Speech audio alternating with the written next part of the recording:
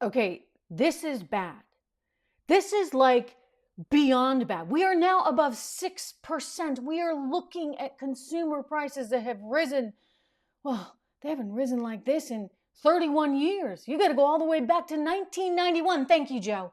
Thank you, Joe and Jerome and Janet Yellen and the rest of them. They are hurting the American people with this insane inflation that, believe me, shows no signs of stopping. Hello, everyone. Welcome to the Trish Regan Show. I'm Trish. Portions of today's program are brought to you by Immunity Armor Gold, immunityarmorgold.com. You know, we are going into winter season. All of us can benefit from a stronger immune system. So go to immunityarmorgold.com. Use promo code TRISH10 to get 10% off. Again, that's immunityarmorgold.com. Promo code TRISH10. It's the most advanced immunity boosting formula you can get in one single product. So do go check it out. But wow, that 10% off is going to help because you look at how prices are just escalating for everything. I mean, this is unbelievable. Electricity, 6.5% of an increase. Natural gas, if you heat your home, as I do with natural gas, up 28%. Fuel oil, wow, up 59%. Good luck, everyone out in the Northeast.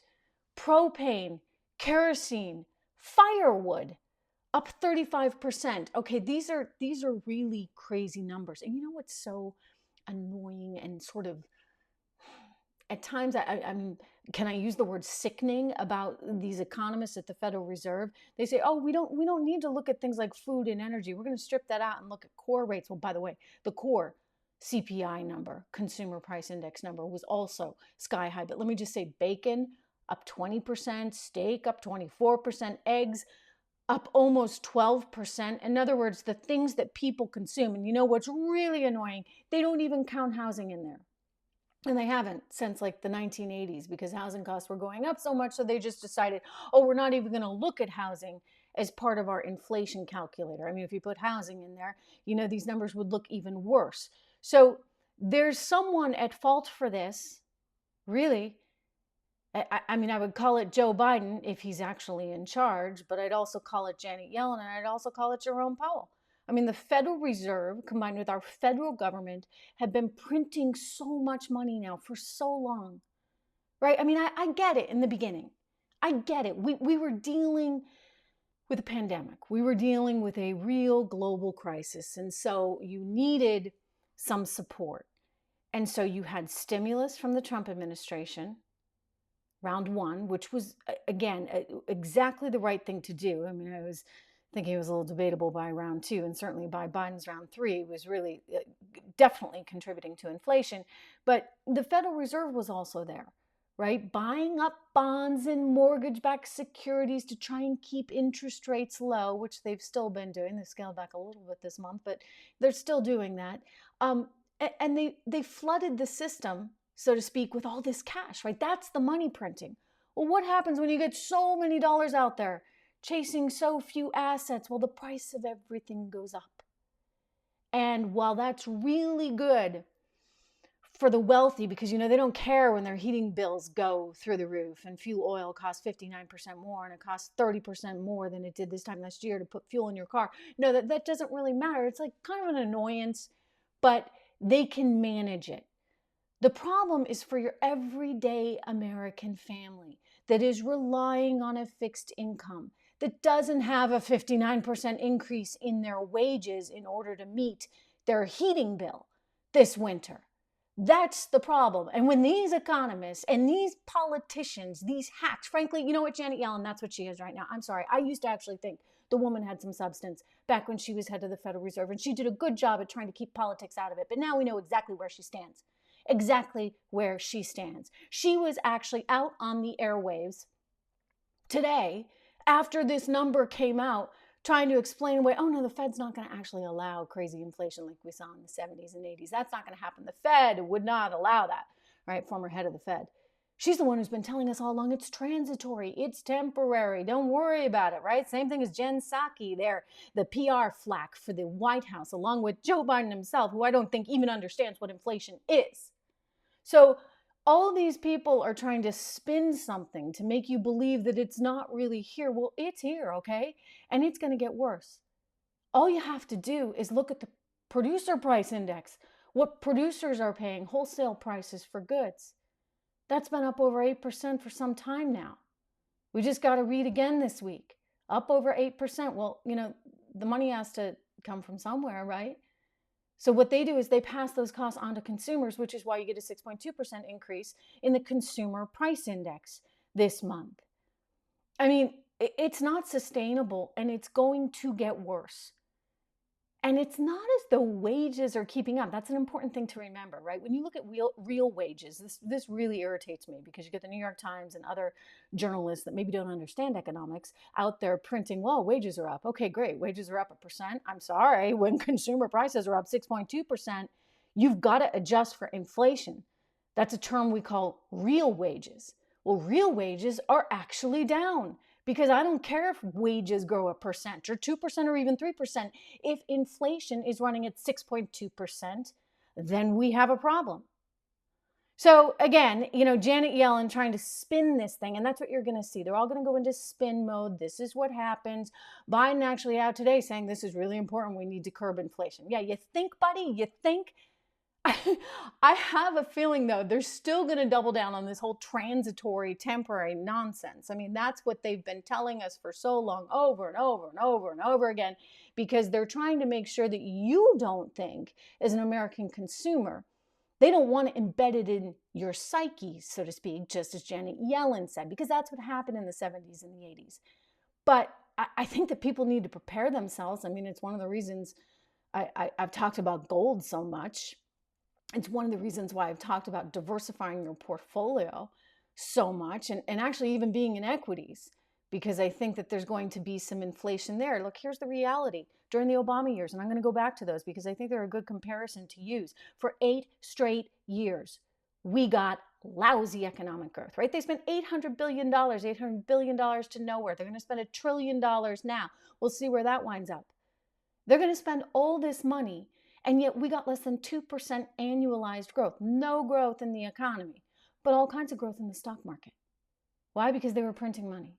And when they print money, it helps people with capital. It helps people with money, because they're not actually bothered by the rising fuel prices. It doesn't affect their bottom line, but they're able to go out and, again, chase these assets in the equity markets. And so the stock market benefited that entire time. Remember that. I mean, 8 years of stock market benefits, yet no economic growth. It didn't even entirely make sense. But that's what happens when you're in the money printing business. And that's the business they're in, because they think somehow inflation is good. Inflation is how you keep growing and growing. Well, not if it's not real growth. No, inflation is actually something that hurts your everyday person. I mean, we don't want to have to work forever. But if your dollar dwindles in value, if a dollar doesn't buy you as much now as it could have last year, clearly, or a year before that, then guess what? You're going to need that many more dollars. And so how do you protect yourself against that? I mean, people really need to think about this, unless you just want to work the rest of your life or move to some country where the dollar actually has a little bit more value. I look back at 1972. I like this statistic to share with you. Do you know that $1 today versus $1 in 1972, we have a 15% value today? In other words, you can buy 15% of what you could have bought in 1972. So what's going to happen next year? What's going to happen 5 years from now? What's going to happen 10 years from now? If you're living on a fixed income, or if you ever hope to retire, then you're going to have some challenges. You're going to have some problems. And yet, you know what? It doesn't really hurt the political class, the elite class in the here and now, except it might politically. I'll tell you, Dems are in trouble. You look at these polls. I mean, there was the USA Today Suffolk poll that came out showing 59% of Americans right now disapprove of Joe Biden. A big part of that is the economy, stupid, okay? When prices are going up and people don't have as much money and it costs a whole lot more to feed their family and put gas in their car, you know what? It starts to hurt you politically. And that's good, because maybe they'll actually start paying attention to this if they can, if they have the brain power. It's funny how Jerome Powell was very cautious on interest rates.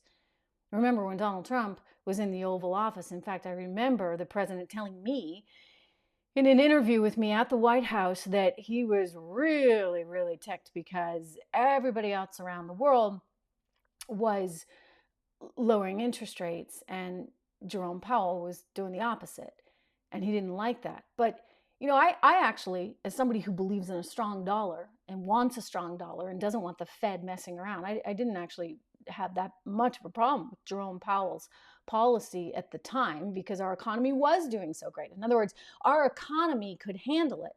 But look, he had no qualms about raising rates. And now we're in this environment where I would argue you've got to raise rates because of this inflation problem, right? They're supposed to guard against inflation, and they don't care about it anymore. They just don't. In fact, they've kind of abandoned their principles. They're supposed to be on the lookout for inflation. They're supposed to help have full employment, and all they care about now is employment, and they don't care about inflation.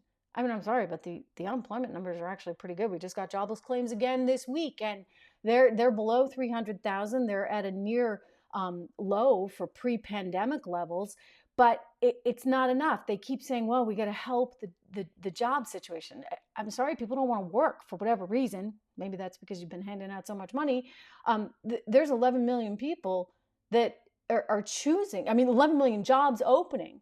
And yet roughly that amount has just walked off the workforce in the last couple of months. You had about 4 million leaving in July and 4 million leaving in August.